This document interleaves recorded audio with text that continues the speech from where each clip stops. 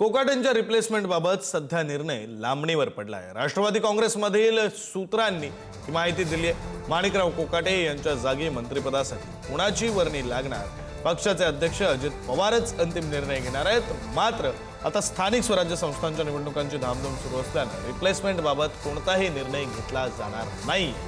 कोकाटेंच्या मंत्रिपदांचा पदभार अजित पवार यांच्याकडेच राहणार।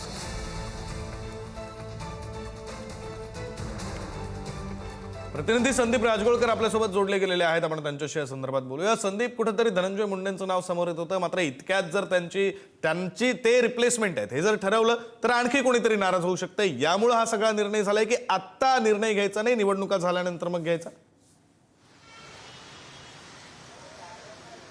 नाही, याचे अनेक कारण आहेत विक्रांत। खरं तर राष्ट्रवादी काँग्रेसमधल्या सगळ्या घडामोडींना कालपासून वेग आलेला आहे। ज्या वेळेला अटक वॉरंट निघालेलं होतं त्याच वेळेला धनंजय मुंडे अमित शहा यांना दिल्लीत जाऊन भेटलेले होते आणि दुसरीकडे त्यांचंच लॉबिंग पुन्हा एकदा सुरू झालंय का याची चर्चा होती। मात्र आपल्याला राष्ट्रवादी काँग्रेसमधल्या सूत्रांची जी माहिती मिळते त्यानुसार अंतिम निर्णय अजित पवार हे घेणार असले तरी सध्या स्थानिक स्वराज्य संस्थांची रणधुमाळी सुरू आहे आपल्याला माहिती आहे। आणि स्थानिक स्वराज्य संस्थांची निवडणूक ही सगळ्याच राजकीय पक्षांसाठी महत्त्वाची असते, त्याप्रमाणे राष्ट्रवादी काँग्रेससाठी देखील महत्त्वाची आहे। सध्या महापालिकाच्या निवडणुकांच्या तारखा जाहीर झाल्या आहेत। पुढं जिल्हा परिषद पंचायत समितीच्या तारखा या महत्त्वाच्या आहेत, ज्या बेस म्हणून ओळखल्या जातात खरं तर राष्ट्रवादी काँग्रेससाठी। आणि पश्चिम महाराष्ट्रासह अनेक भागामध्ये राष्ट्रवादी काँग्रेसचं प्राबल्य आहे। त्यामुळे आणि दुसरा एक महत्त्वाचा मुद्दा की नवाब मलिकांचा मुंबईमधला मुद्दा तो अजूनही तो वाद आहे तो अजून शमलेला नाही आहे। भाजप युती करायला तयार नाही, शिंदे सेना देखील युती करायला तयार नाहीत। या सगळ्यामुळं हा निर्णय घेण्यात आल्याची आपल्याला माहिती मिळते की स्थानिक स्वराज्य संस्थांच्या निवडणुका पार पडल्यानंतरच रिप्लेसमेंट बाबत विचार केला जाईल। सध्या